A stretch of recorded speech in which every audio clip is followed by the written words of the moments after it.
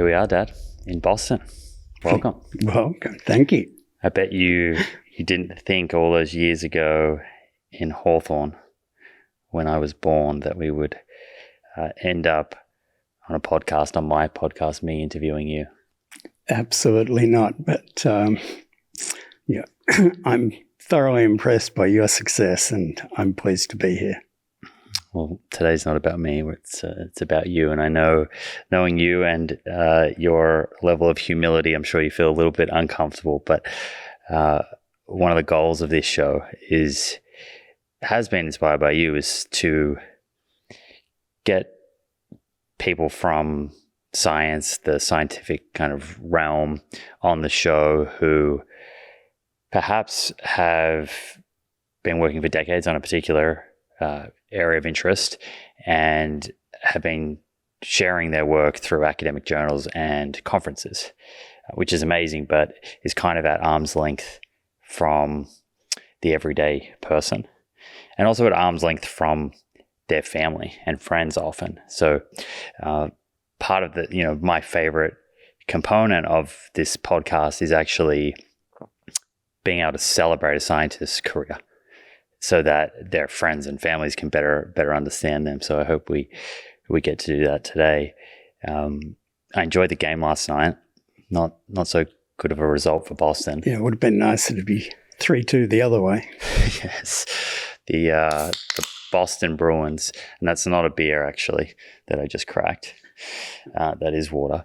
The Boston Bruins we went to last night. That was my fun fact. That was my first NHL hockey game I'd ever been to.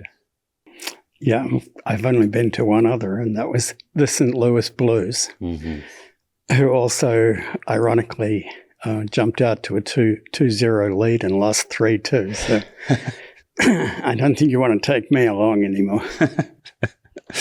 Well, I had fun anyway. The atmosphere was incredible, and It kind of reminded me of football back home. I think my ears are still ringing. I have another fun fact for you. Do you know what Murrumbeena means?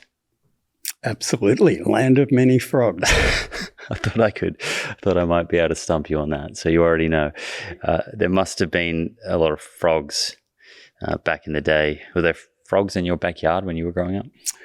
No, but there was a dump I used to go to that had standing water. What's a dump? Like a tip. Okay.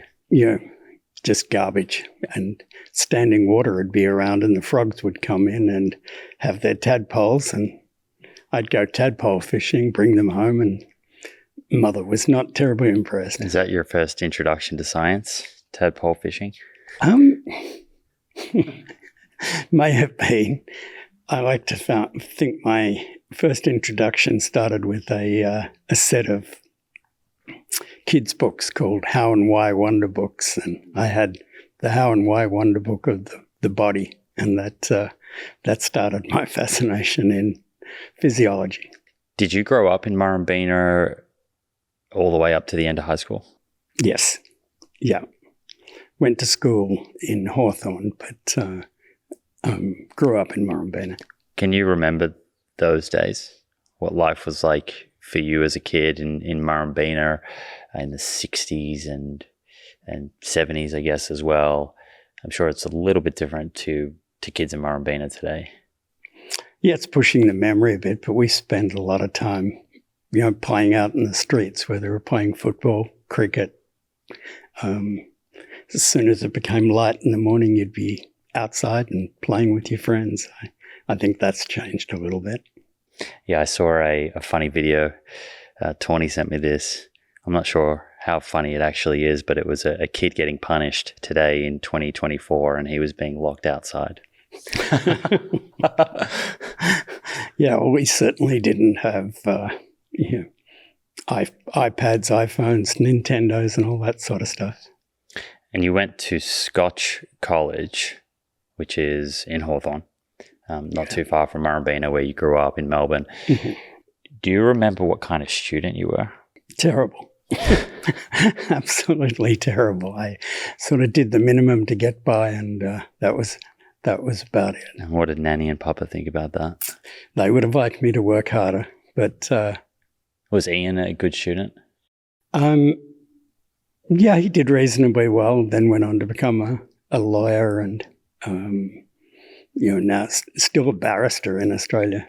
So Ian's dad's older brother, 7 years older? 6. 6 years Yeah. older. Okay. So you do high school at Scotch. Do you go straight from high school into engineering? Yes. Yeah. I went into engineering instead of going into science at that stage, or biology, because as I think I've told you, my father said, go into engineering, you'll never get a job in science. You'll only become a teacher. Now, that's apologies to all teachers because, I think teachers are totally underrated and underappreciated. And underpaid. And perhaps underpaid. Well, as you remember, he was on the business side of things, so I think his main concern was getting a decent wage. He was an economist. Yes, worked for an insurance company. Was he a pretty tough father? I mean, I have to imagine the school you went to was a pretty expensive private school to go to, so he was putting up quite a bit of tuition.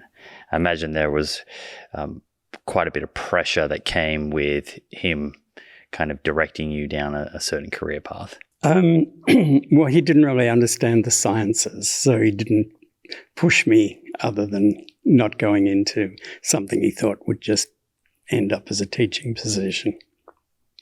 So he gave me flexibility there. But yeah, he was a hard taskmaster. It was, those private schools in Melbourne for secondary school are pretty expensive, pretty rigorous.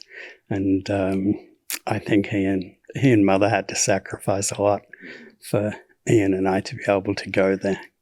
I remember a lot about Papa, but one thing that stands out is his really bushy eyebrows. And sometimes I will get a stray and Tawny will cut it, actually. Do you think, is that genetic? Am I going to end up with those eyebrows? I think it must, because I have to get it done too. Luann cuts mine quite often. So what happened to the engineering studies? I know you're not an engineer technically. You probably draw on engineering, and we'll come to that, but you didn't finish. No, this is a story for any young people who are listening. Don't be afraid to change your direction. I was struggling a little bit with physics, so I decided that engineering, and perhaps the engineering school also decided that I wasn't really suited to an engineering career, so I swapped to biochemistry, organic chemistry. No, I went to a different university at that stage. Do you recall, I know we're going back a little way here, but do you ever recall feeling panicked or stressed or worried about what you would study and what career you would pursue at that time? Yeah, I think so. It's definitely a little bit of a shock to see that you're struggling and to make that decision to change your direction. But in retrospect, it was, obviously the right thing for me to do. Although I've maintained a sort of engineering bent to my work even till today. So when you did make that decision, did Papa come around? Was he ever supportive of that? We didn't really talk about it. By that stage, I was living away from home, and I just made that decision independently that if I was going to get anywhere, I needed to make the change. I don't remember you ever telling James or I what to study. Is that why? Yeah, I think that's why. I think you have to do what you love to do. Otherwise, you're not going to put your heart and soul into it. Well, what do you love about science? I mean, now you've been a professor for, has to be 30 plus years. Yeah. Or associate, and then associate professor, and then professor. When did you become an associate professor? That's in Virginia. Yes, that was in about 90s, early 90s. 93, 94. Then I spent 4 years as an associate professor, and then I became a full professor at 39. So okay, so 25 to 30 years you can do as the a math. professor, plus some time as an associate professor. You've stuck with it, and I know that you love it. What is it about the work that you do that inspires you, that leaves you feeling good about life when you wake up in the morning?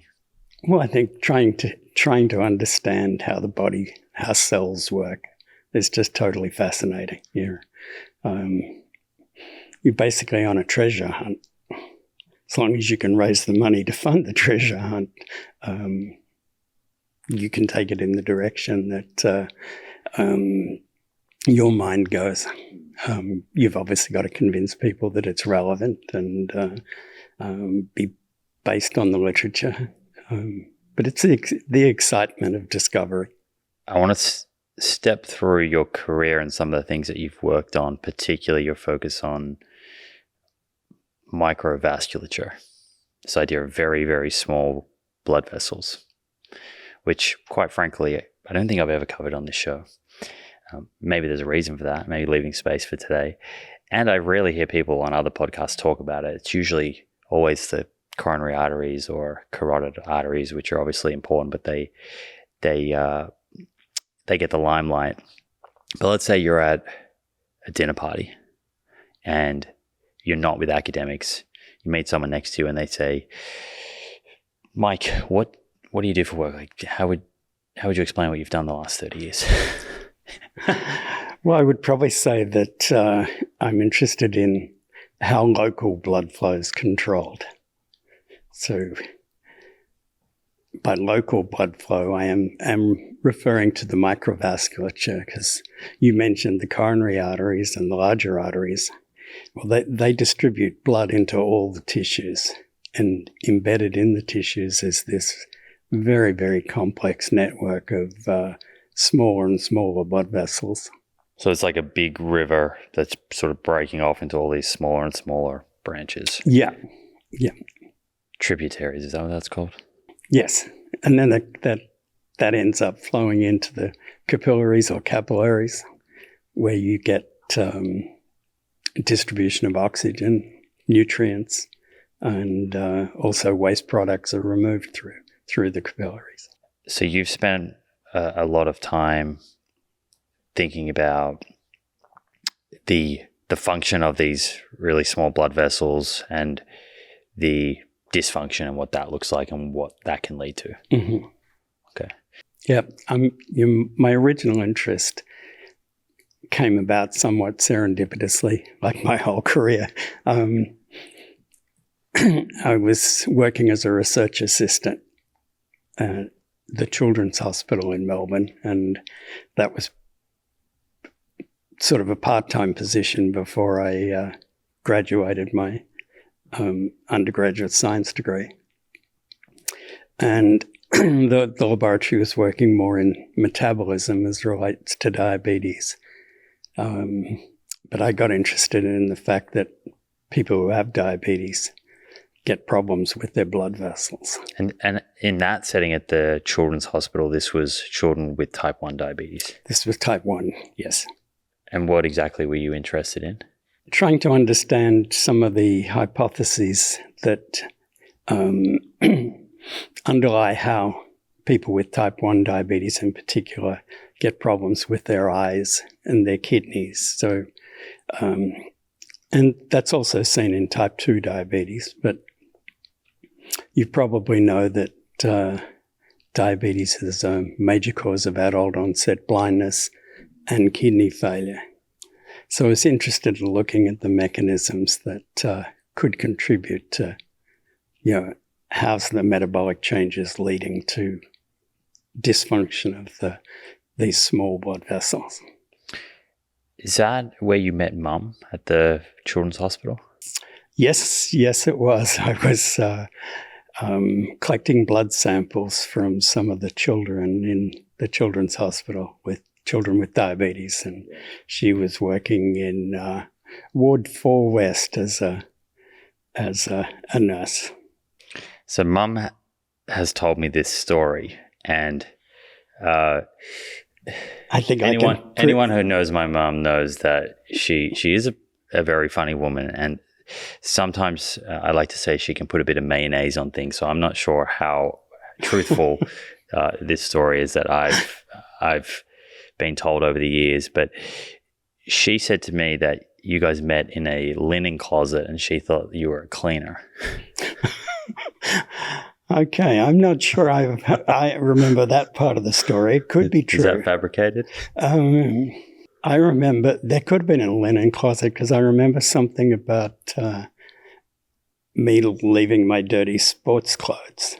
Yeah, she also mentions that you loved squash and would turn up wearing sweaty athleisure. Yeah, so maybe the linen closet comes in there. But squash was a big sport for you back in the day. It was for about 10 years, yeah. Now I'm big into padel, which I was telling you about last night, which is kind of similar to squash, although you're, instead of hitting against a wall, you're playing against two other people and there's walls behind you, which is neat how that's kind of come full circle. Fantastic from what you showed me. Yeah, it's a fun sport. As we were saying, it's not particularly easy on the joints, but it's certainly a lot of fun. There's a lot of banter involved between the guys as you're playing. So you're at the Children's Hospital. This is when you start to think about the role of small blood vessels. At that stage, I was I didn't have a lot of equipment available to me, so I started off looking at the physical properties of blood.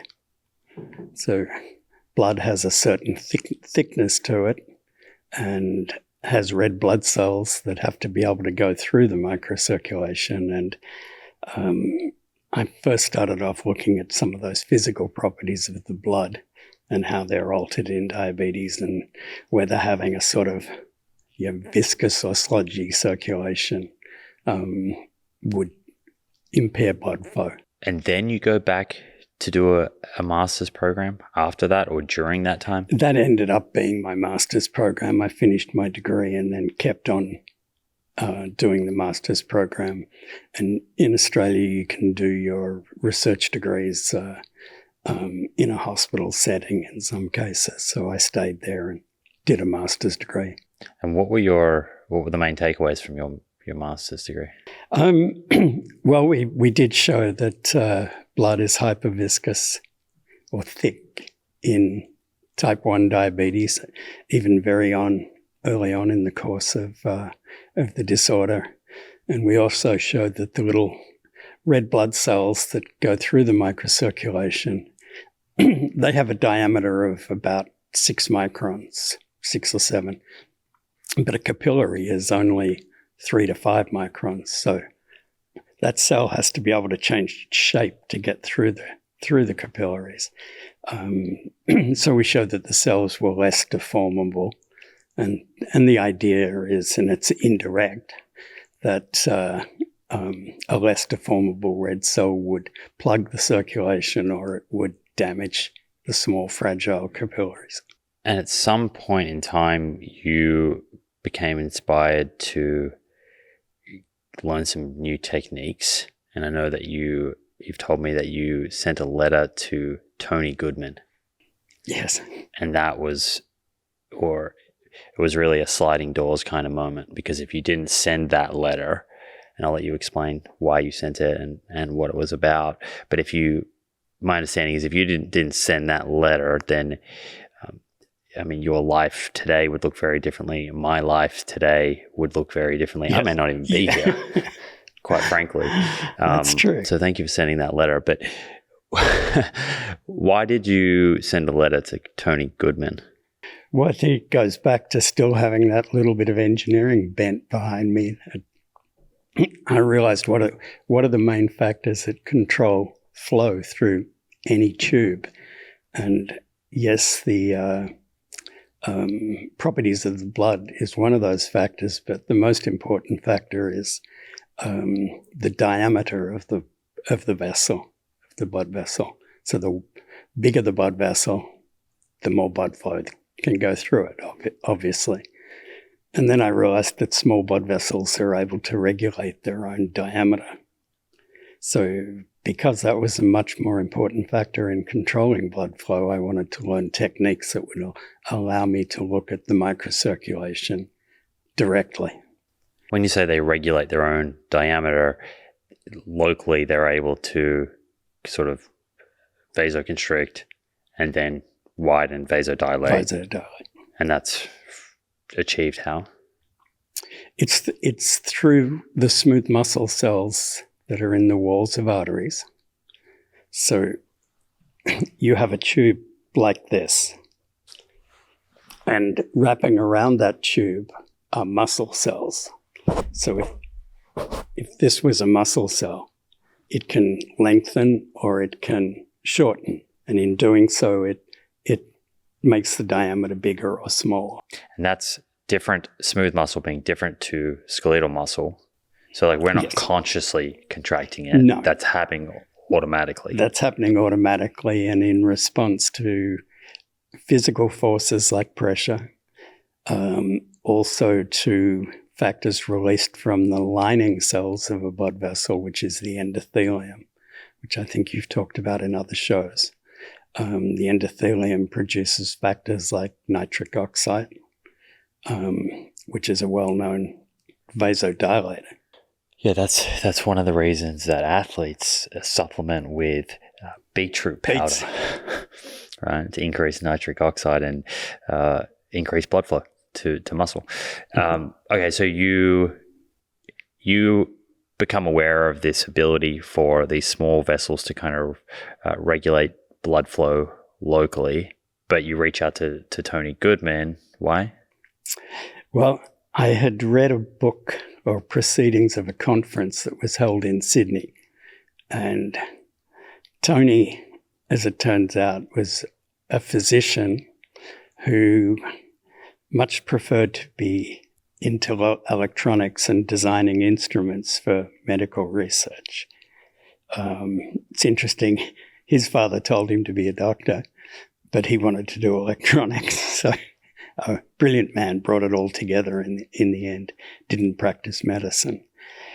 But he was doing work with video cameras on microscopes and had designed ways of being able to track in real time the velocity of red cells going through a blood vessel and to also measure the diameters of the blood vessel. And that way you could calculate flow.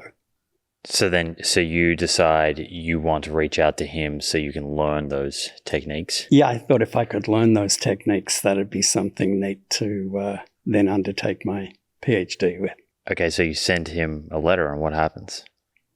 Well, for 6 months, I didn't hear a thing. And that's not unusual as an enthusiastic student. And just to clarify, though, this is a mail that you're sending at the post office. Yes. This is not an email. There's no internet these days.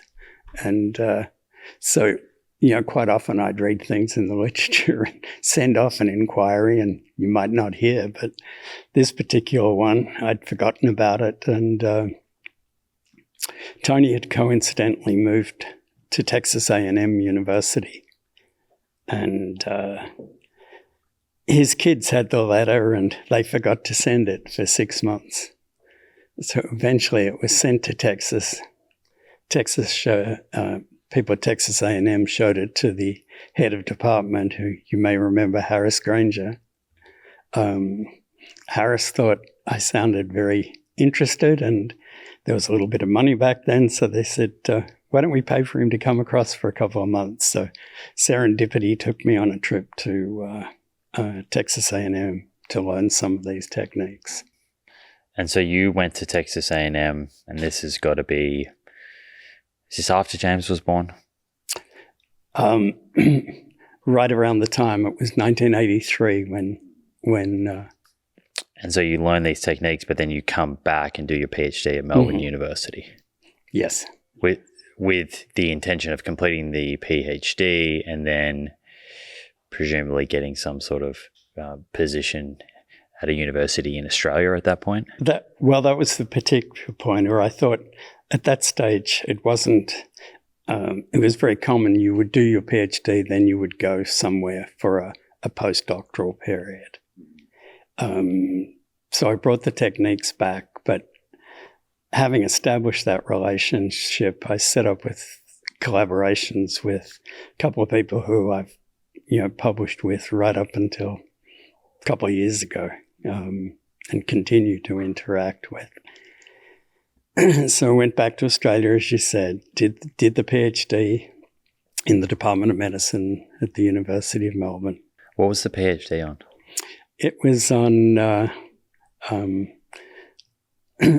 how diabetes affects the ability of blood vessels to contract and relax, and trying to understand some of the mechanisms that might be causing changes in those mechanisms. And this was actually before nitric oxide was found. We knew there was another substance that was referred to as EDRF, or endothelium-dependent relaxing factor, which probably about 4 or 5 years into my PhD, that became evident that it was nitric oxide. So it's a pretty exciting time. And then these guys at Texas A&M, they invite you over to do that postdoc fellowship. Is that what it's called? Yes, I was lucky enough to get a Fulbright scholarship. And then... What does that mean? It's a program that it's an exchange program between the US and multiple countries around the world. Fulbright was a senator who set up this exchange program after the Second World War. That must have felt pretty good to go from engineering and not doing so well, or as well as you may have liked to then find something that you're passionate about, and now you're actually being recognized for your efforts. Yeah, there was a degree of serendipity, luck, and I guess I'd like to think hard work. Another interesting story, and I promise we'll double click on Microvessel soon. I have a lot of questions about those, and what's interesting about them to kind of share with the listeners from your work. But selfishly, while we're talking about Texas A&M, so it was in 1988 we moved over as a family. Yes. I was 2 years old. And Mum always tells the story about that plane ride. And I'm not sure if it was both of you or you, but I was given Phenergan. And I had a reaction to that. Yes, it was one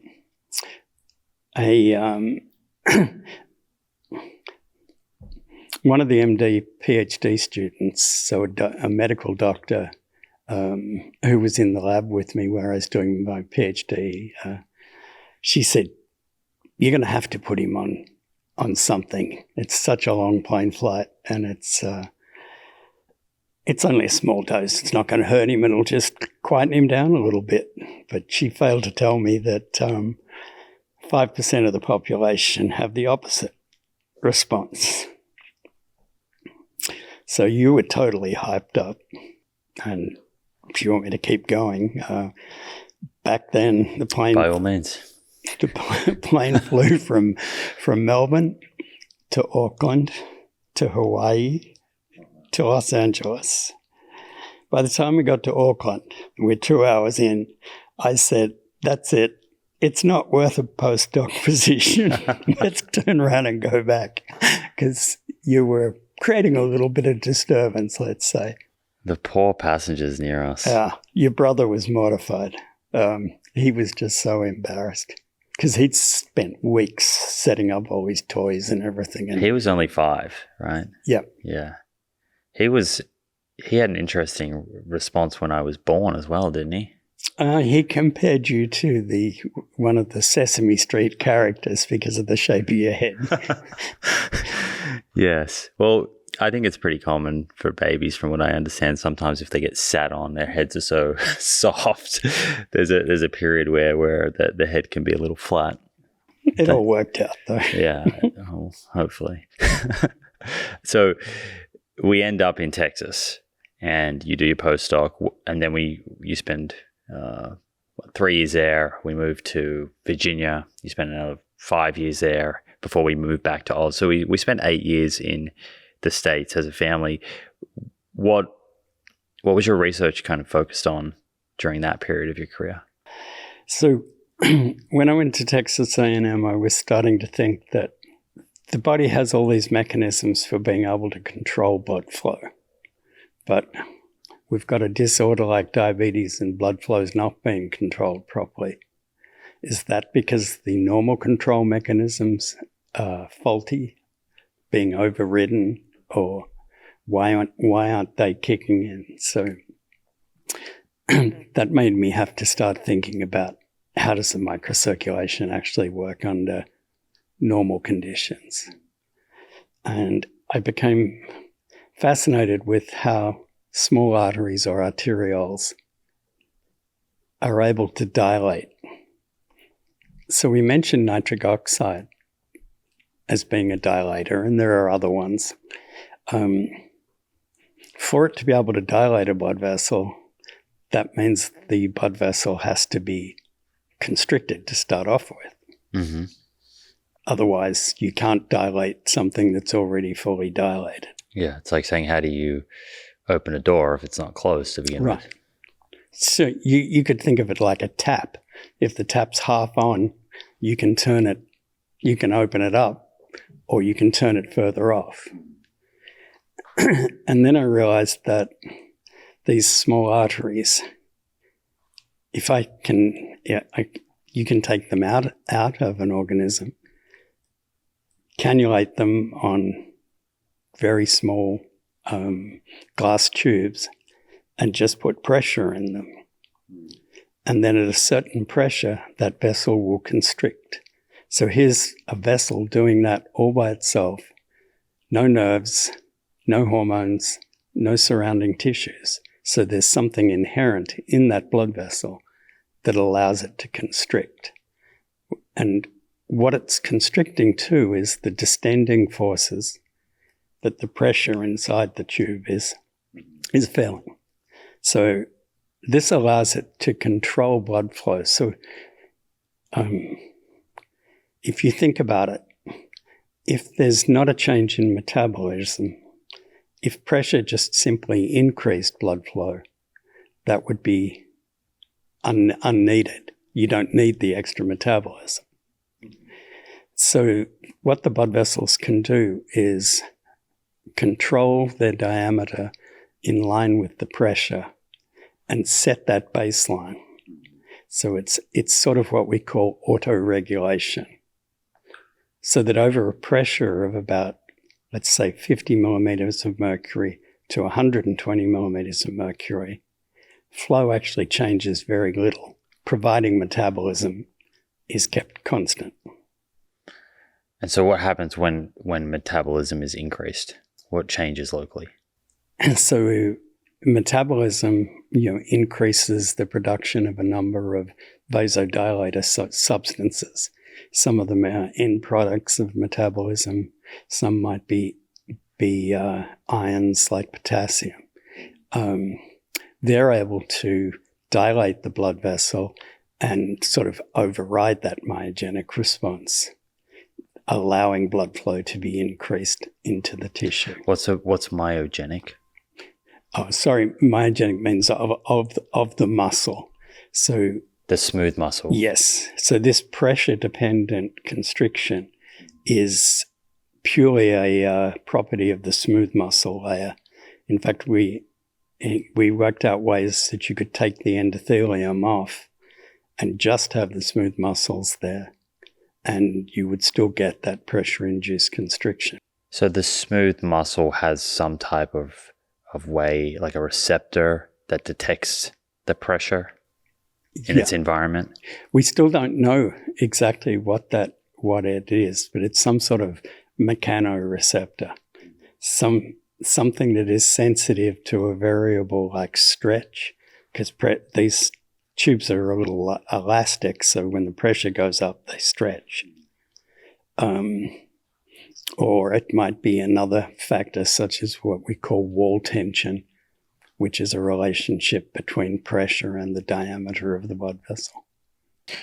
We'll connect some dots in a moment, and why this is, I guess, important for someone's health, and also important for not just local blood flow, but also the health of larger vessels, large arteries, because there's some relationship between the two that I'll get you to speak to. But we spend that time in the US, and then we moved back to Australia in it's got to be 1996. And I know that there was some friction or resistance from James and I wanting to leave the United States. I was 10, he was 12 or 13, had friendships, etc. But we made the move back and settled in pretty well to school, at least from an academic point of view. I know I got pretty good marks on my subjects. I performed pretty well from an academic point of view, but I'm interested to hear your perspective. I was maybe not the most obedient kid. I found myself in trouble with teachers here and there. My take on that, looking back, is that the US schooling system was a lot more strict. And then I found myself in this environment where kind of independence was very valued. And I pushed the boundaries a little bit. Not just that you're a naughty little boy. Yeah, I think as we were talking last night, that when you get a phone call to say that your son has just stolen the golf cart of the grounds crew and is evidently driving it down the middle of the main street, I mean, that makes you wonder what's going on. I'm not sure how I thought I was going to get away with that, but I remember having the opportunity, for whatever reason, the grounds person, who usually keeps a close eye on the keys, had left the vehicle with the keys in it. So it's their fault. So it was very opportunistic. And I remember, because it was loaded with my friends on the back of this hanging off, and I took it down onto the main road, and it was like what they call recess, so 10:30 in the morning. And of course, not every teacher, but a lot of teachers on that break also drive down to the shops in their car. They go get food. So as we're going down, inevitably, there's a bunch of teachers that were driving back to school and saw us, and they were not impressed, to say the least. And I know you frustrated your teachers because you were doing very well, but you were able to do very well very quickly and have a lot of spare time. I tried to encourage them to work you a bit harder, but I'm not sure they did. But obviously you did wonderfully. I think they tried. I mean, I think I was similar to you in that I didn't really know what I wanted to do when I graduated, but I was willing to kind of jump around and try lots of different things, probably from, just my experience with you and I didn't feel pressured to kind of go down any particular path. So I got there eventually. Well, I remember you, toying up with doing medicine, and then at another time you were toying up doing law. Yeah, law science. I left after first year physiotherapy. I actually forgot about that. I transferred and I went to do law at Monash University, somewhat inspired by Ian's work, because I remember I went and watched your brother in court a few times. But I wanted to kind of fuse science and law together, biomedical science, law, patent kind of law. And I just wasn't a good enough reader, to be honest. I remember I turned up to the orientation for this law science double degree, and they had this list of reading and gave me my library card. And I just was like remembering my first year as a physiotherapy student, like looking at the anatomy charts and looking at images. I'm a very visual learner, and I just thought, gosh, I need to go back. So I went back and begged my physiotherapy school to let me back. I'm not sure you had the patience either, because I remember you saying, and I think this is a true memory, you expected to discover a drug, bring a drug to market, and solve all the international problems with patents and stuff all within 12 months. Yeah. I actually wrote a poem about that in grade 2. Do you remember that? No. It's on the wall at Mum's place. So we come back to Australia. It's enough about me. And you have a position at RMIT. I think, if I recall correctly, your work here was interested in looking at how these microvessels supplied blood to nerves under different pressures, different environments where there was different pressure. Why was that interesting for you? There was several things made it interesting. I'd come back and I was now head of department, and now I was having people who had been collaborating with at Texas A&M. They're now coming to work in Australia for a few months, in part for the wine and stuff, but also to get some science done. So you remember Mike Davis. We were looking for a project that we might do in several months while he visited, and we said very few people have looked at the microcirculation of a nerve. It's very hard to do because they're so tiny. And what was in the literature just didn't seem right to me. They were saying that the blood vessels in nerves worked very differently to blood vessels that were in the brain. And I wondered why they'd be so different. So we set out trying to isolate single blood vessels, arterioles, and we're talking about ones half the thickness of a human hair. So very, very tiny. And I'll back up just for a second. One of the main reasons we wanted to is another complication of diabetes is neuropathy, dysfunction of the nerves. And there's been multiple hypotheses over the years of how that's caused, and part of it's to do with the metabolism of the nerves themselves. But another part is that there's dysfunction of the microcirculation to the nerves. So we set out to try and understand how some of those local control mechanisms work in nerves. What were your biggest learnings? That they're very, very tiny blood vessels, and only a few people can probably cannulate them. We did find that they do behave more like blood vessels from the brain. So we were right in querying what was in the literature, and we sort of worked out the reasons for why the preparations people were using in the literature were not showing that myogenic response that I was talking about, why it wasn't there when they were trying to study it, and why we could see it when we isolated the blood vessels. Today, kind of fast forwarding 20 odd years, what's the main, I guess, working hypothesis as to why people with diabetes get neuropathies and amputations and retinopathies?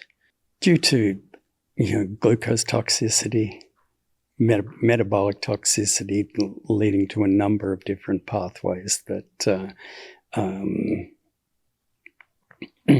can create a sort of oxidative stress environment, a inflammatory environment, which damages the blood vessels. Yes.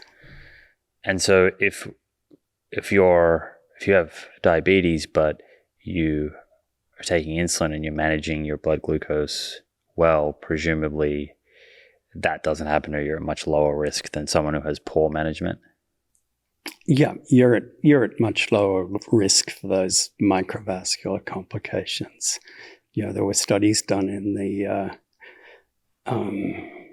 late 90s that sort of cemented the relationship between control and the development of these complications, so that in type 1 diabetes, if you had more intensive control with insulin, you had a slower deterioration of the microcirculation.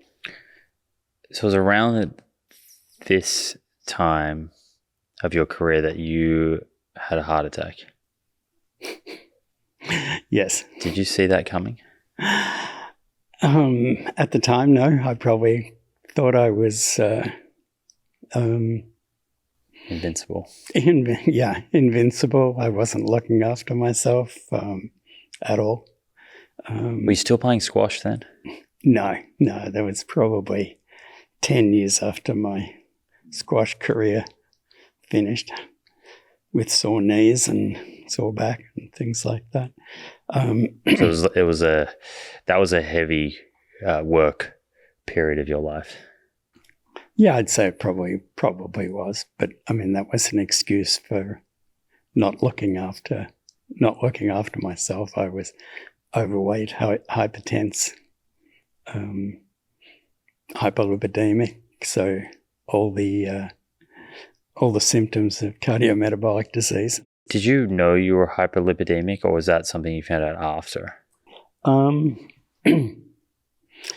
can't remember whether I knew just before then. I just realized that how hypertensive I was because I took my blood pressure during a class and was pretty shocked with what I saw. Which is, I mean, I don't want to make a joke of it, but it's pretty ironic given that what you study is the function of vessels under pressure.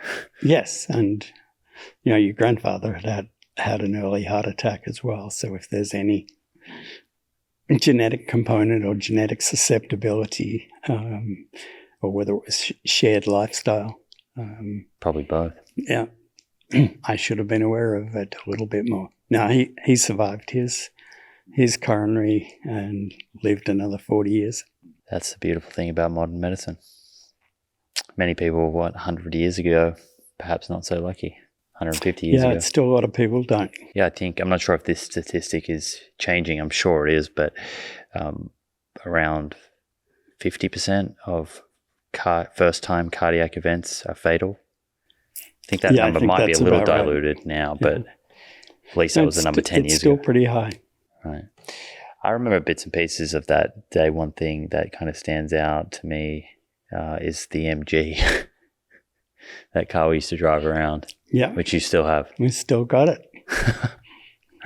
Those are fun days driving around the wineries. This is a 1970 white Mark II MGB. And yeah, it's still sitting in the garage waiting for you to ship it back to Australia and get it going again. How flat is the battery and how flat are the tires? I'd say that, well, the battery is on a charger, but it hasn't moved in a number of years, so I don't think the battery would be much good. Well, maybe I can bring the MG out to Los Angeles someday. I think it'd go pretty well there. Although it is right-hand drive.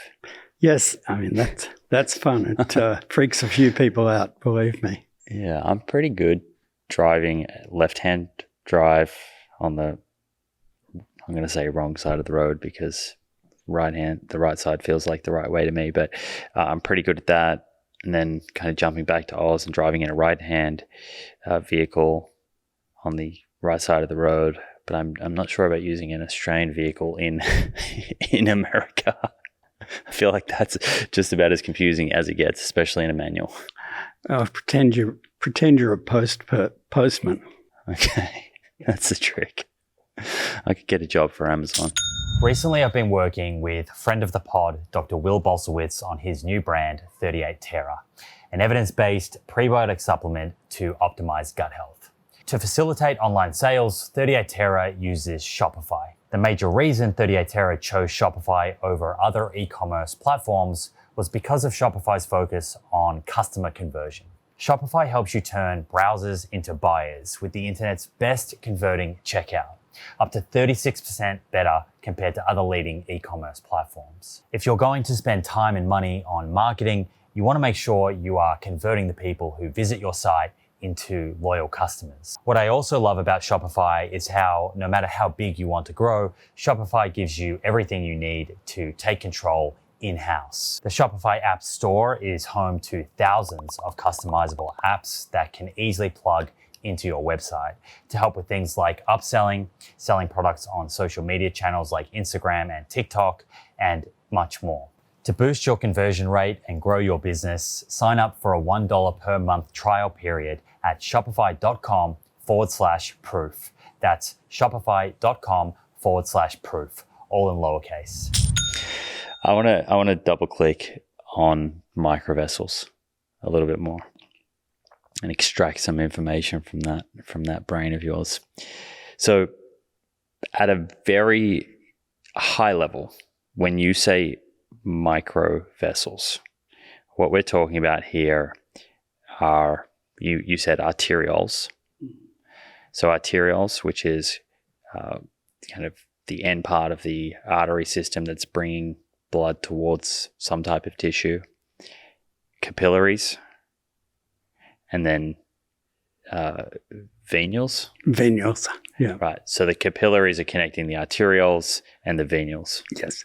Okay, and that's where the nutrient exchange kind of takes place. Mm-hmm. Right. So the blood's flowing through the arterioles into the capillaries. It's bringing nutrients and other important compounds, and then the metabolic kind of byproducts, waste products are carried away from the tissue from venules. Yeah, in venules, which then coalesce into larger veins. Mm-hmm. Okay, and then carry it back to central circulation. So you said a few times these are really, really, really small. So how do you study those? I know you said you cannulate them. What does that mean? How do we actually look inside some type of blood vessel that's thinner than a strand of human hair? Well, if we're looking at the blood vessel itself, we can dissect it out. So with practice working under a dissection microscope with very fine dissection instruments, you can dissect it away from tissue. Another way of thinking of these small or microcirculatory blood vessels, they're the ones that are inside the tissue. So you've got to get it away from the tissue to be able to look at it. And we simply dissect it out. And when I say cannulate, we're taking small glass tubes, and we're putting those glass tubes into the inside of the blood vessel or the lumen. And then we take very fine suture and tie the blood vessel down onto that tube. And we do that at both ends. So you've got this cannulated vessel connected to two bits of glass, which are then connected to pressure reservoirs to keep a static pressure within the blood vessel, and we can change that pressure. And we've spoken about some of the downstream, I guess, complications from microvascular dysfunction in people with diabetes. So we spoke about neuropathy, retinopathy. What about outside of the setting of diabetes? If you have dysfunction of these small vessels supplying the heart tissue or skeletal muscle, presumably we're seeing other complications in that setting. Yes, we're learning more and more about that. Cardiac events, you think of obstruction of blood vessels in the coronary circulation is leading to some plaque being disrupted and then going down and blocking the small vessels, but it's now realized that in a lot of cases, when people come in with chest pain and they have to go to the catheterization laboratory to be studied to look to see whether they should have a stent or something to unblock the arteries, that a lot of people don't have any evidence of a blockage or a significant blockage. And it's thought what is happening is that there's dysfunction of the downstream microvessels and they're becoming overcontractile and which means they're constricting more than they would in a physiologic setting. Yes. So in a pathophysiologic setting, they are tightening. Yeah.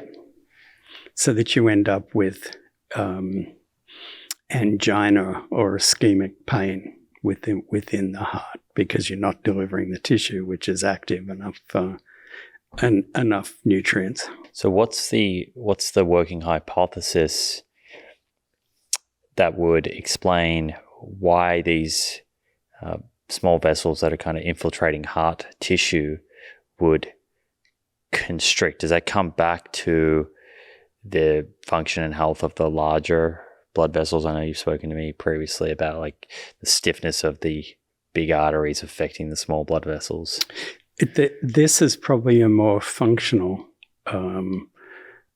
constriction within the blood vessels. So that's going to occur in small arteries or arterioles, just above the capillaries. And it's probably occurring because there's some sort of dysfunction of the endothelium. Either its inability to make a dilator like nitric oxide, or that it's making an excessive amount of a vasoconstrictor, which constricts the blood vessels as opposed to dilates them. What would potentially explain why that's happening? Is that age-related? It changes? Is it genetics? Is there some type of modifiable risk factor like inflammation or insulin resistance? Why would that be happening? Well, it's probably a mixture of many, many things, but there is certainly likely to be a inflammatory reactive oxygen species sort of environment that's causing it. So some of those are potentially modifiable through lifestyle. Can you get blockages in these small vessels? So we often hear, pretty much always hear, that atherosclerosis, it's occurring in the carotid or coronary artery, and they're much bigger in terms of diameter. Mm-hmm. Now, presumably, this whole system, all the way from the big arteries down to the arterioles, are exposed to the same kind of ApoB-containing lipoproteins or LDL cholesterol, the same inflammatory proteins. And I think if you were to kind of hypothesize without knowing everything about the system, you would think blockages would probably first occur in the tiny, tiny vessels that have a much smaller diameter. But then there's different environments in terms of pressure. So like what explains why we see atherosclerosis in bigger arteries and not in arterioles? Well, there can be a number of different reasons, but the physical forces and the flow patterns are different in those larger blood vessels. So there are areas of the circulation that are more susceptible to the development of atherosclerotic plaque. I think in reality that you're probably going to be seeing a mix of these two things, that there is atherosclerotic development. It's just not at a point of critical blockage. It's not explaining the angina. What you're saying is in some cases the angina yes, is explained by the kind of collapse. Is that an appropriate term? No, it's not collapse. It's an active constriction. Active constriction. Yeah. But subconscious. Yes, you've got no control over it. Mm-hmm. Unfortunately. But you likely see interactions that are occurring too between the small vessels of the heart and the larger vessels, so that if you get this enhanced constriction of the microcirculation, it wouldn't be surprising if that changes the pressure and flow patterns upstream, which could make vulnerable plaque or plaque that's more likely to come off. So are there drugs that people are testing or have been clinically studied that could modulate that or attenuate some of that constriction? Yeah, people can take vasodilators. But in terms of more specifically doing it, I mean, there are trials that are going on that are looking at blocking anti-inflammatory events, for example. This probably also gets to the question that I often see from people that I think take the position that LDL cholesterol or ApoB-containing proteins aren't really a problem, which is certainly a kind of anti-consensus position, I would say. They often say, well, why don't we see blockages occurring in the venous system? Why don't veins get atherosclerosis? And I'm sure, given your research into the pressure differences in vessels, that's something that you've come across. Well, the pressures and the hemodynamic profiles are very different, but the cells are also very different. If you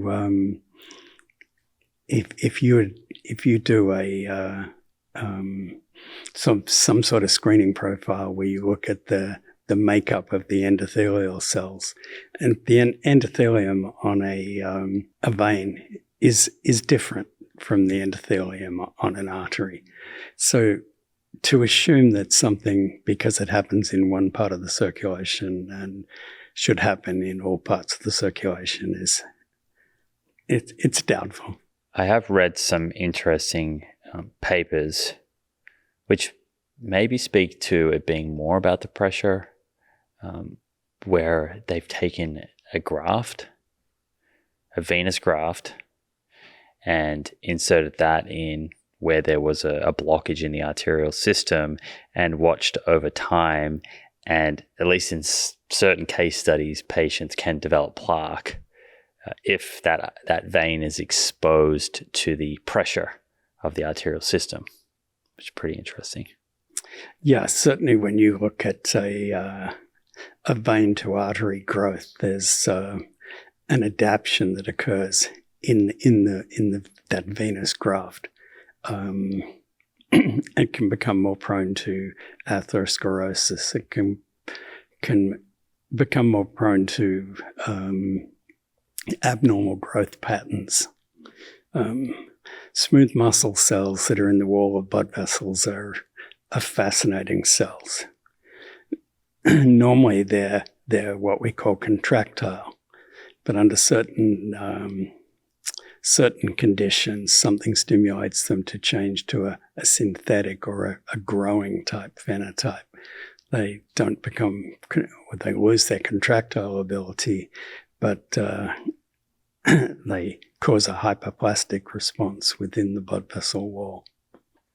In what ways do these small blood vessels interact or talk to large blood vessels? That's a fantastic question, because quite often the large vessel people talk about large vessel people, and the microcirculation people talk about the microcirculation, but obviously they're connected. Would you say you're a microcirculation person, or you've studied both? I like to say I'm a microcirculationist, but we're spending a lot of time at the moment studying large artery stiffness, which we can talk about later. But we were talking before about this pressure-dependent constriction that's in the small vessels and controlling blood flow locally. And I think I've said to you this before, if you start to exercise just a small part of the body and there's a requirement for increased nutrients within that part of the body. How do you get more blood flow there? Do you just pump more blood flow all around the body? No. Local vasodilation. You do that local vasodilation. But that gets to a point where if it's only vasodilating very locally, that becomes limiting because these vessels up here are not dilated. Mm-hmm. So you can keep dilating those, and you wouldn't necessarily think about getting more flow. But what you see is that there are signals that propagate upstream within the vessel wall, what's called conducted vasodilation. Chemical signals. Electrical and chemical, but you may have heard of a thing called flow-mediated dilation. When you open those blood vessels in this part, in a small part there, more and more activity, they dilate more. That causes an increase in shear stress across the endothelial cells of the larger blood vessels, which releases nitric oxide, which then causes dilation. Mm-hmm. And you sort of propagating the effect back upstream so that your muscle activity can increase its blood flow tens and tens of times over its basal blood flow. But you have to incorporate more and more of the circulation. So that's one way I talk about the microvessels interacting with the larger vessels. We were just talking about in the heart when you get that microcirculatory constriction and the angina that's occurring. If it's having effects upstream because those vessels are constricted, the pressure is higher back in the coronary vessels, which may be a damaging phenomenon. So again, that's an abnormal propagation. So that's dysfunction in the microvasculature having a negative consequence back upstream. Yes. To the larger arteries. To the larger coronary blood vessels. And what about the reverse? Because I know you've told me that if you have stiffness of certain large arteries supplying the heart, that can damage the small vessels indirectly. There's a lot of interest in large artery stiffness, and here I'm meaning more the aorta.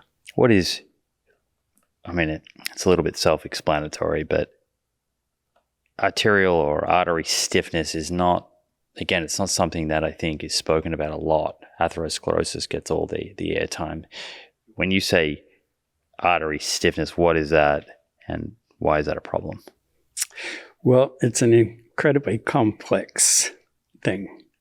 Everybody knows what stiffness is. Something stiff, it's more rigid. But what's causing an increase in stiffness in an aorta?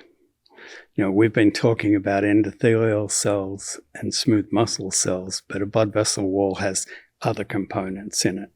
And you want them, when they're healthy, you want them to be bendy? Yeah, you want them to be somewhat elastic. So that the aorta, for example, when the heart's pumping, when it pumps in what's called systole, it pushes blood out into the aorta. The aorta stretches a little bit and stores some of that energy within the walls of the blood vessel. Then when the heart relaxes in diastole, the aorta is then able to use that energy to propagate blood flow. It also helps get blood flow into the coronary circulation of the heart. Which occurs during diastole. So as the heart is relaxing, that's when it's fed with blood. But because during systole, it's contracting and those vessels are somewhat compressed. So there's a thought, well, it's known that if you look at people over time, and this was done in the Framingham studies, for example, that if you look at large artery stiffness and you measure this through a variable called pulse wave velocity, which is basically measuring the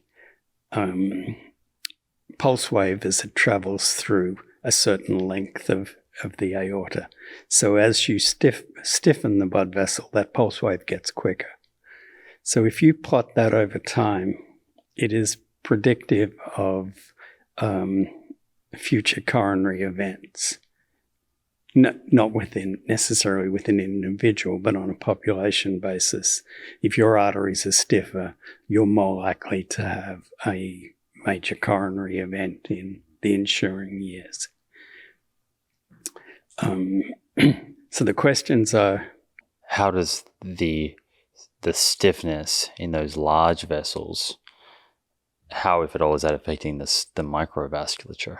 It propagates the pressure pulse into the microvasculature. So normally when you've got those elastic arteries, it dampens the pressure pulse and pressure decreases as it goes down into the microcirculation. So if we're talking about arterioles and capillaries, the pressure is down to about, let's say, 10 to 30 millimeters of mercury, whereas mean arterial pressure in the aorta is around 100 millimeters of mercury. So there's been quite a pressure drop-off. Now, if you've got a stiff artery, that pressure gets propagated further and further downstream and is thought to be a risk factor for damage in those small blood vessels, like in the kidney, the eye, the heart, the brain.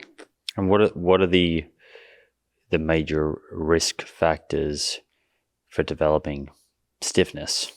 Is that something that's just occurring with age? You mentioned there the aorta is kind of, taking that energy and then uses it to push blood through the body. Is it just over time the elasticity naturally is reduced and that tissue becomes stiffer and stiffer, or is the way that we live, are we able to kind of attenuate that?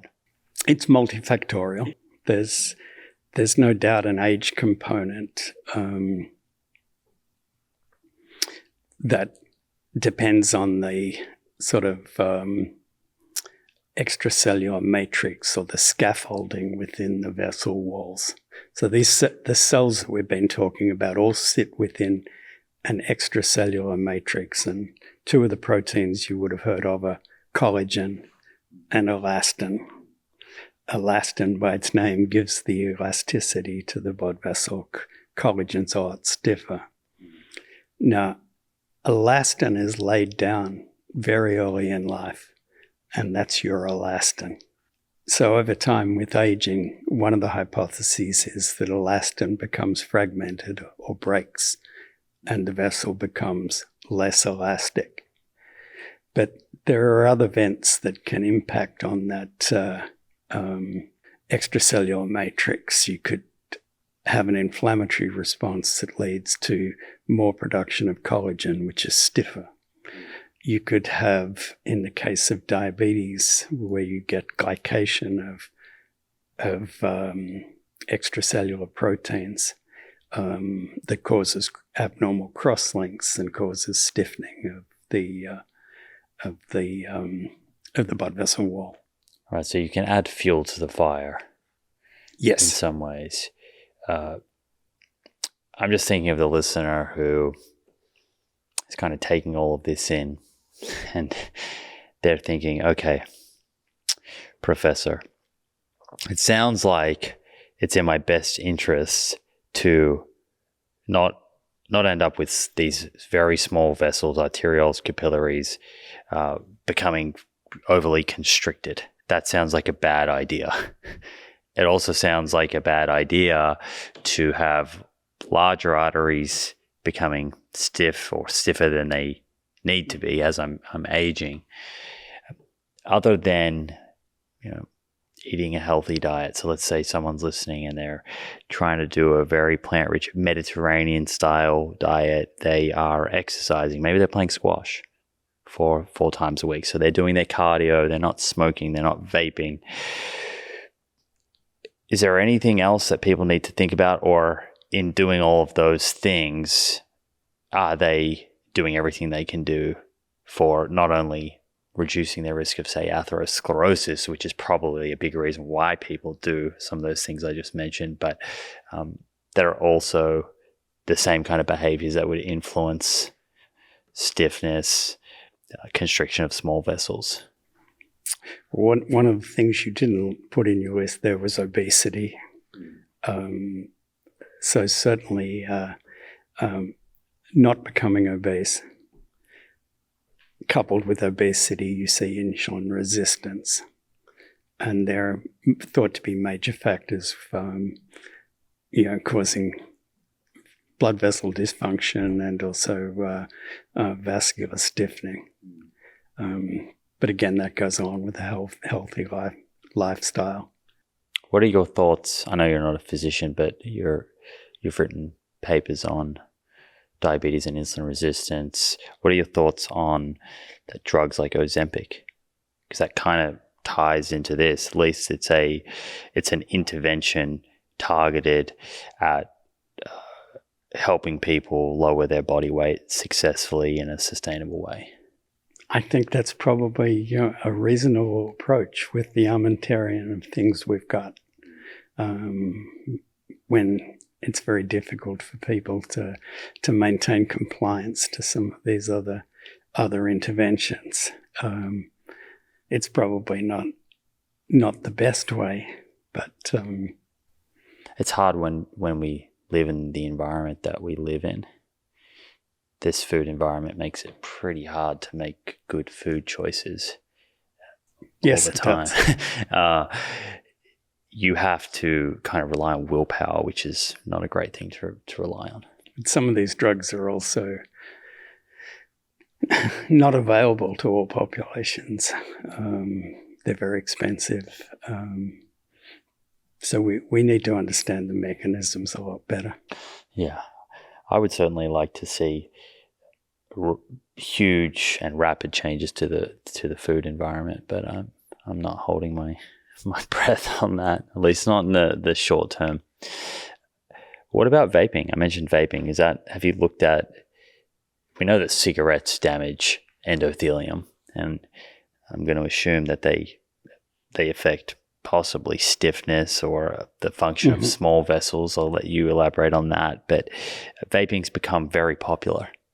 And I think there is somewhat of an idea out there that it's either not harmful or nowhere near as harmful as smoking cigarettes.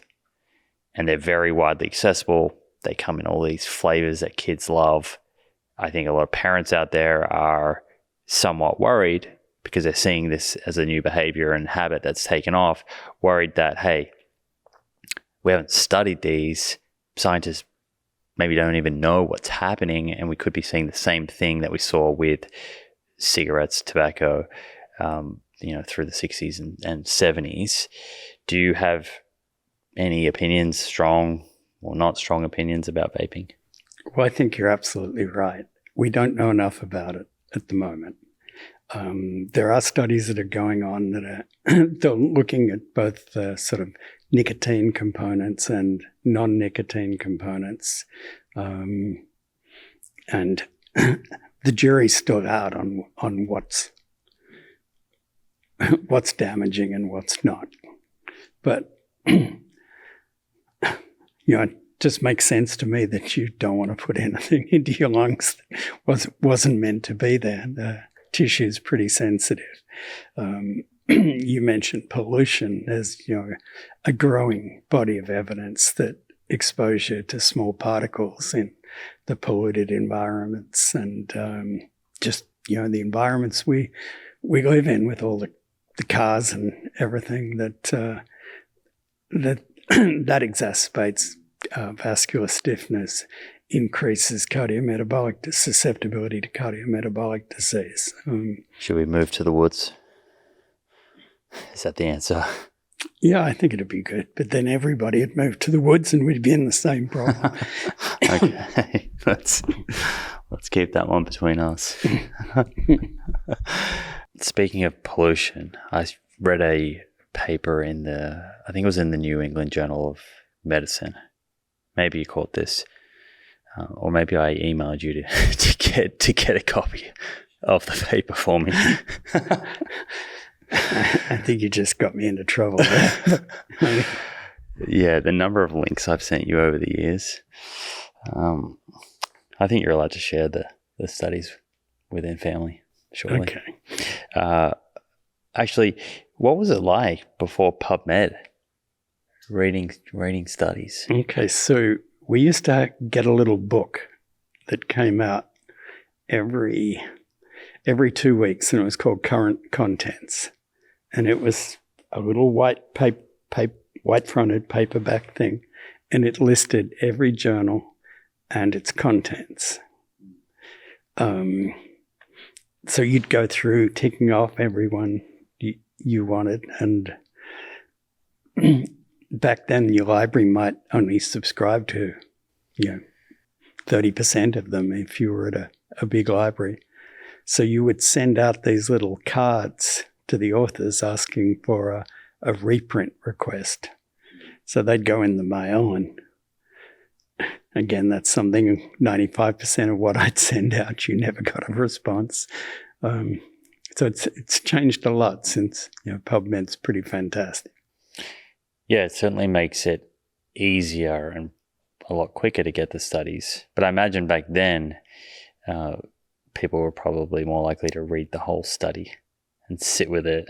Now, the downside of having quick access to so many papers is the kind of information overload.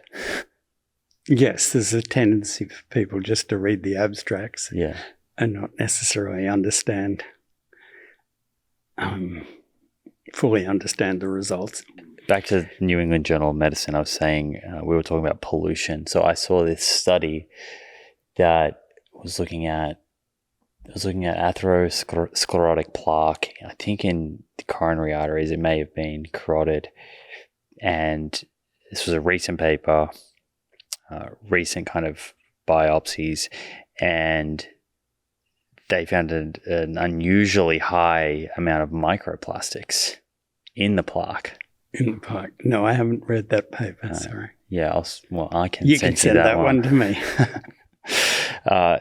And I'll put that to the show notes. I actually plan to kind of feature that in one of my emails in the next month or so. In 2006, you moved back to the USA. So you'd spent this time back in Australia. We'd grown up, being my brother and I, and you move back to the USA to the University of Missouri in Columbia, which is where you're still at today. Why the interest in moving back to the States? Well, it goes back to those initial relationships that were being established in 1983. University of Missouri was putting together a focus on microcirculation. Several of the people who were at Texas A&M and who I'd worked with there said, come and join the party. They said, you've become too much of an administrator. Why don't you go back to the bench and get your research going a bit more, and it'll be fun because we'll be all together again. Do you know what that reminds me of every time you tell me about that? Have you seen the movie? It's one of the Apollo movies, I think, where they get all the old timers back together on a mission. Get the gang together. Reforming the band. Okay, so you go back, and now you're back with your buddies that you kind of started this entire body of research with. What's been the focus at the University of Missouri over the last, that's almost 20 years now you've been there. Mm-hmm. Well, for the first 10 years, I got into some of the very basic mechanisms of how small blood vessels constrict. What are the molecules, and what are the proteins that are involved in regulating it. I was very interested in heterogeneity of blood vessels, trying to point out to people that blood vessels might very well behave differently depending in which tissue they're in, like skeletal muscle versus the brain. So we looked at a lot of that for a while. We continued our interest with diabetes and how excess glucose was changing extracellular matrix proteins in the blood vessel wall. We started off looking at it more in smaller blood vessels, but that was when I developed an interest with a guy, Jim Sowers, and we started looking at arterial stiffness. And that was being done in the context of obesity, insulin resistance, and a move more towards type 2 diabetes rather than type 1, which I had originally started off in. To me, it was another mechanical sort of change to the blood vessel wall, so it interested me. Still going back to that engineering sort of bent. And you're publishing most of this work in like journals like Circulation. Most of our work's been published recently in journals like Metabolism, Hypertension, Circulation Research. And this research, would you kind of describe as this is more of the basic science, like bench research, which then can be utilized and inspires, researchers kind of up the chain that are maybe working with other animal models or humans? Yes, all the work that I've been doing in the last few years has been using small animal models of diabetes and obesity. But then more recently, you've been writing reviews, which seem a little more kind of, I guess, broad scoping for particular topics with Christos, Mensouros, for example. Yeah. Well, that was another serendipitous relationship. They were looking for a sub-editor for the journal Metabolism, Clinical and Experimental, and they asked me to fulfill that role, and it was meant to be bringing somebody on who has expertise in the vasculature. And then I met up with Christos Mensouros from Harvard here, and he's involved me in a number of writing projects that we've done and introduced me to another complication of modern lifestyle, fatty liver diseases. And so we've been doing a little bit of writing on the pharmacology and treatment of fatty liver disease. And did you write some of the early papers during COVID-19 on either obesity or metabolic syndrome or diabetes and COVID-19? Was that published in New England Journal of Medicine? We wrote a series of papers. The first one was just a little letter because we were noticing of the papers that were being submitted to Metabolism that there seemed to be a relationship between poor outcomes with COVID and diabetes and obesity. So our initial foray into that was just this little article. And I think at the time we wrote that, there was only like 60 papers or something in PubMed, or 60 mentions. On COVID-19 and COVID-19 in general, or COVID-19 and like metabolic syndrome? I think it was just COVID-19 in general. This was in... Must have been early 2020. Yeah, I'm going to say it was April or May of 2020. And that went on to be pretty heavily cited from memory. Yeah, but it's just a letter, a little commentary. Then the New England Journal of Medicine one that you were mentioning was more to do with it was sort of based on COVID, but it was also talking about people's ability to get access to healthcare and access to quality foods, food deserts, etc. So disparities. Which is a big problem. Mm-hmm. What's currently going on in your lab? I mean, you haven't retired. You've been telling me you were going to retire for 10 years, I'm going to say, Okay. which I actually think is a great thing because it must not really feel like work. No, it's not. I've had a fantastic career interacting with people. A lot of people would say I've not been very well focused, and I've gone here, there, and everywhere. I mean, part of that is just because I enjoy it, and I enjoy talking with people, interacting with people, and learning new things. And it would probably be silly for me to fully retire and give all that up. Hopefully, I've got a few good years left. Our program at the moment is, and it's related to this, and we hadn't really talked about it, is that in obesity and insulin resistance, a common finding in a number of patients is an alteration of the renin-angiotensin-aldosterone system. And we've developed over the year, through some wonderful collaborations with people in Boston, on the mineralocorticoid receptor.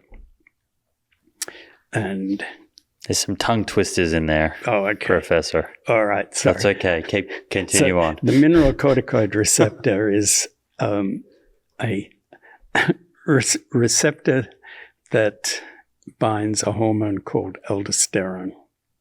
And aldosterone has been long interest in sodium and water balance in the kidney. But over the last 10 or 15 years, maybe a little longer, it's been realized that there are receptors, which are the proteins that bind a hormone and signal into a cell to cause an effect, that these receptors are also in the blood vessel cells, both the endothelium and the smooth muscle cell. And that in these tissues, they coincidentally cause events such as inflammation, fibrosis, and all the things that we've been talking about. They're also involved with the insulin resistance. So we're interested in this signaling pathway, or the signaling pathways, and how they're causing vascular stiffening in pathological situations like obesity, also in aging. Iris Jaff's group, who I've worked with here, we published a paper back in 2012, and this one was in Nature Medicine, showing that if we blocked this receptor genetically, we could decrease age-related increases in blood pressure and stiffening. You might want to patent that. No, I'm sure there are some scientists that are focusing on that. So hopefully that's the patent lawyer in me coming out. And then, true to my heart, we still have a microvascular study going, and that's looking at some very esoteric stuff that... Esoteric, I like that word. And I think you're also doing some type of collaborative work on arterial stiffness and how that could be affected by changes to female sex hormones. Yes, that's with Jennifer DuPont, who is, again, in Boston. And she's interested in age and sex hormone-related influences on arterial stiffening and function, because women are somewhat protected against cardiovascular disease pre-menopause, then something changes, and their rates of cardiovascular disease accelerate, and on a slope that is greater than the men, but brings it back to the. So there might be a relationship between change in sex hormones, particularly I presume that the big drop in estrogen, and how that affects the stiffness of arteries. Yes, there's a lot of interest in the role of both the hormone and its receptor, the estrogen and the estrogen receptor. Looking back over your career so far, because it's still actively going, what's your fondest memory or fondest memories? What have you enjoyed most? Well, I think this will be a selfish one, that, I think one of the wonderful things is the opportunities it gave you and James early on to explore different parts of the world. And I thought that was fantastic. Hopefully it's imparted some of your curiosity as well. Definitely. I'm extremely thankful for a really unique childhood, an opportunity to experience what we lived in 3-4 different places, different cultures, exposed to different ways of thinking. I look back and I'm extremely grateful for that. I think that's certainly helped. I think you benefited from the best parts of the US system and the best parts of the Although now I can't sit still, so maybe that rubbed off on me. Yeah, you can see that I'm shaking and whatever as we go along. The relationships that I've developed have been fantastic. Jerry Moniger was the guy I was first put together with when I went to Texas A&M on that visit. He retired a couple of years ago, but we're still in contact pretty much weekly. We published together for 40 years and managed to keep the fire going. So things like that are great. And how do you like living in the Midwest, in Columbia? You've repartnered now with Luann. Columbia's a really nice town. You've been there a few times, and it's only 120,000 people, so it's very different to living in Melbourne, Sydney, and places like that. We're lucky, as you know, we've got the apartment in Queensland, so we're spending a bit of time there, and hopefully we'll spend more time there. And that's one of the beauties of the internet. I can write papers anywhere just about, providing I concentrate. I like the Midwest. I like the fact that I can get to St. Louis pretty quickly and get away. Yeah, you're on planes more than I am these days. I don't know about that. It won't be long until Charlie and Teddy are old enough, they're my nephews, old enough to fly up and visit you in Burleigh like I used to fly up and visit Papa. Well, they're threatening a visit over here as well. Threatening. Yeah, I'm just not sure James is ready for the drama on the plane. What was it, Finnegan? Yes. Maybe you can have a chat to him about that. Before Papa passed away, did he ever come back and talk to you about your decision to pursue science? I know that you said he kind of asked you, will you ever get a real job? Did he understand your career choice by the end and what you did, what you do?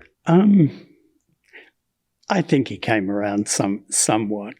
He was proud that I'd got some reasonable positions, but having a brother who's a high-powered criminal lawyer and in the newspapers all the time.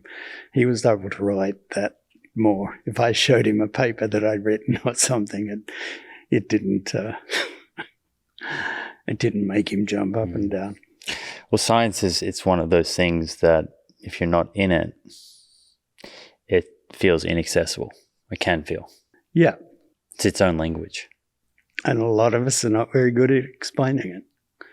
I think you've done a pretty good job today, Dad. We need to. I think I understood more today than I did over dinner when we were kids, when I was a kid. I think the take-home message is that it's exciting. There's a hell of a lot more new questions to answer. So I'm going to keep at it for a while. Stay curious. I think we did it, Dad. I think we did it. I love you. I tell you that all the time. Thank you so much for joining us today. Thank you for contributing to science. And thanks for being an awesome dad. Thank you. Thank you for including me in a very successful